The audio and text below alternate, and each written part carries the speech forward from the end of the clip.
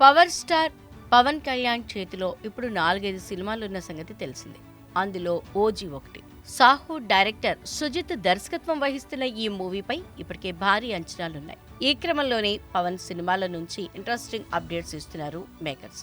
ఇప్పుడు ఓజీ నుంచి special surprise బయటకొచ్చింది.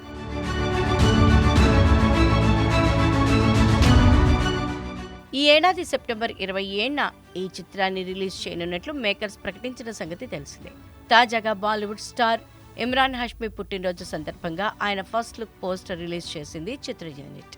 అందులో ఇమ్రాన్ చాలా సీరియస్ గా సిగరెట్ వెలిగిస్తూ కనిపిస్తున్నారు. పోస్టర్ పై హ్యాపీ బర్త్డే టు ఒమీబాయ్ అని రాసుంది. అంటే ఈ మూవీలో ఇమ్రాన్ ఒమీబాయ్ పాత్రలో కనిపించనున్నట్లు క్లారిటీ ఇచ్చేశారు మేకర్స్.